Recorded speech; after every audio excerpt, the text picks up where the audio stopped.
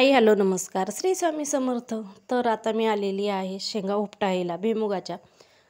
तर फायनली आमचा भुईमुग काढायला आलेला आहे. 3.5 महिन्यातच आलेला आहे. त्यानंतर मी आता वाजले ते 3:30.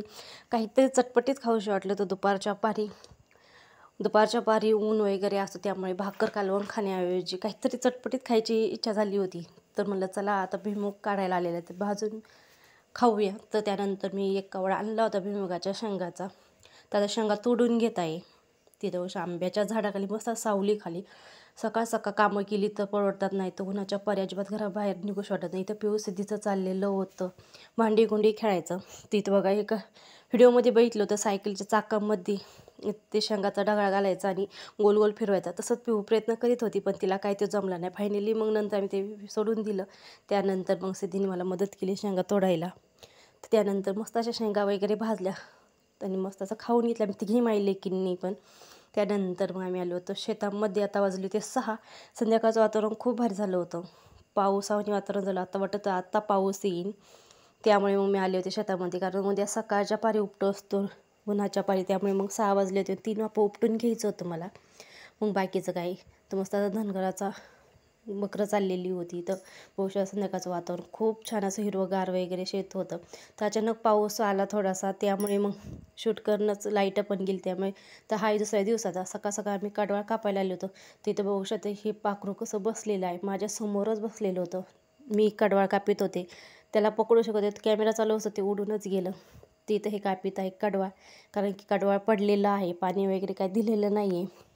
तर त्यामुळे मग सर्व कडवा कापून घ्यायचा. सकाळच्या पारी मग गुरांना खायला वगैरे काढून घ्यायचं आहे, कारण की आता पाऊस जर आला तर आपलं रान काय एका दिवसात हे काय नीट व्हायचं नाही. पाऊस काय एका रात्रीत होईन वाटलं. तर आता फायनली सगळं मग कडवा कापून घेतलं. अर्ध वावर नांगरून वगैरे टाकलेलं आहे, कारण कांदं वगैरे होतं.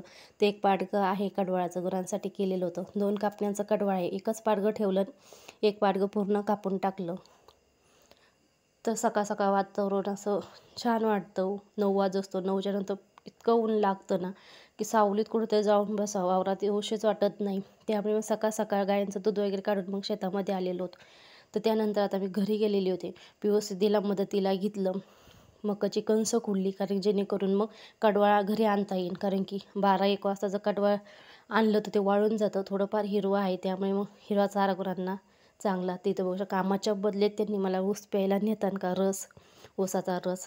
सगळ्यांची सारखी लेकरं असतात काय माहिती, पण माझी लेकरं अशी जी कामाच्या बदल्यात कामच मागत असतात काहीतरी, किंवा घरी काहीतरी आईस्क्रीम बनव, आप्पे बनव वगैरे काहीतरी मागत असतात. तर त्या एरवी पण तशा मदत खूप करीत असतात. त्यानंतर आता वाजले होते 11. पूर्ण आवरून वगैरे आम्ही शेतामध्ये आलेलो होतो. वरच झोपेतून उठून आलेलं होतं, कारण घर शेजारीच असल्यामुळं शेतामध्ये तो आवाज येत होता. आम्ही दिसलो का मग तो चारी आईमध्ये पडायची भीती असते, त्यामुळे त्याला पण घेऊन आलेलो होतो. त्याला टाईमपास म्हणून बाटलीत दगडं भर आणि वाजव म्हणून त्याला बाटली खेळायला दिली होती पाण्याची. आणि काल तोडलेल्या भुईमुगाच्या शेंगा होत्या ढगळं, ते मग आणून मग सावलीमध्ये तोडलं आम्ही. खड्डा वगैरे काही केला नाही. इथं बघू शकता आता ऊन आलं, त्यामुळे मग दुसऱ्या बाजूला घेतलेला आहे सावलीमध्ये.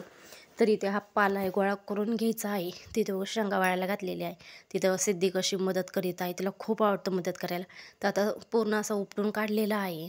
तिथं सावलीमध्ये घेतलेलं आहे. सावलीमध्ये काम करायला जरा चांगलं वाटतं, कारण ऊन होतं. तर अचानकच पाऊस आला. आम्ही काढायला घेतला आणि पाऊस नाही आला. असं कधी झालं? गेल्या वर्षीसुद्धा व्हिडिओ अपलोड केलेला नक्की बघा. खूप असा पाऊस आला होता. अचानकच पाऊस आला. दिवसभर ऊन पडलं आणि अचानक वारं वगैरे वारं सुटलं. त्यानंतर मग इथून आम्ही उचललं घरी घेऊन गेलो. घरी जाऊन शेंगा तोडल्या. तिथे उशा काळं भोर आभार आलेलं आहे. असं वाटतं की आत्ता पाऊस येईल. त्यामुळे मग पाला झाकून ठेवला आणि जे भुईमुगाचं दगडं वगैरे उपटलेलं होतं ते घरी घेऊन गेलो पत्र्याखाली. तर वारं शांत झालं. त्यानंतर पुन्हा शेतामध्ये आलो. तर त्यानंतर मग झालेलं आहे तिथे बघू शकतो पाऊस आलेला ते झाकून घेतलेला आहे. तर आता गुरांना कुटी वगैरे टाकून आलेली आहे. 3च वाफर राहिलेलं आहे. हा एक हे 2 अर्धा बाकीचं सगळं झालेलं आहे उपटून. तिथे उशीर पाला झाकून ठेवलं. तर दुपारी पाऊस आला होता, म्हणजे आभाळ आलेलं होतं. असं आत्ता वाटत पाऊस टिपटिप येत होती, जास्त काय पाऊस आला नाही. पहिल्यांदा मी इथेच शेंगा जिथं पाला लागली तर तोडल्या. त्यानंतर मग तिथं लिंबाच्या झाडाखाली नेला होता, पण अचानक पाऊस आला मग पत्र्यात नेल्या घरापाशी. वाहून पुन्हा डोक्यावरती. त्यांचा आता 3च वापर राहिले, एवढं काढून घ्यायचं आहे. तर चला मग मी उपटून घेते. अर्धा वाप आहे. मग अशी झाली आम्हाला सुट्टी भुईमुगातून. तर शेवटी बघा वरती चरायला नेली, इथं पाले येऊन बसली, खात बसली. लाडू आमची तवा कशी ती काय वारामुळं सुट्टी झाली. लय आवडायला लागलो. मम्मा मम्मा मम्मा. हा पाऊस आला छांगा दिशंग काही लागत. दोघी पिऊच्या हातात असेल किंवा दिदीच्या हातात असेल, लागतच तिला. उतरा खाली. चला आता नॉन स्टॉप आम्हाला करायचं आहे. गायांना पाणी पाजायचं आहे आता.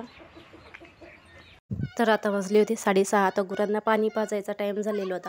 तर वरदला बघून पिऊ सध्या सायकल खेळत असतात, त्याच्यावर लक्ष देता येतं. आम्ही बाहेरची कामं करून घेत असतो. गायांना पाणी पाजायचं, कांडी ठेवायची, दूध काढायचं वगैरे. तोपर्यंत सुप्रियाचा आतमध्ये स्वयंपाक चालू असतो, मग त्याच्यावर लक्ष पण देता येतं.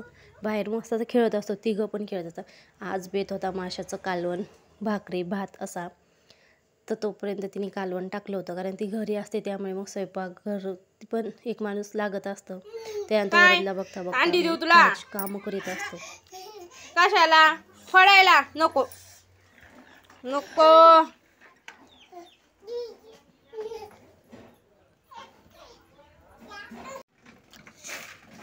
चल नाही प्यायचं पाणी नको पिऊ. चल माश मला घेऊन आला, कांडी ठेव म्हणतोय. कांडी कांडी अंडी इथं बोलवानी 1 किलो मेकल टिचतोय. जाऊ घे त्याला.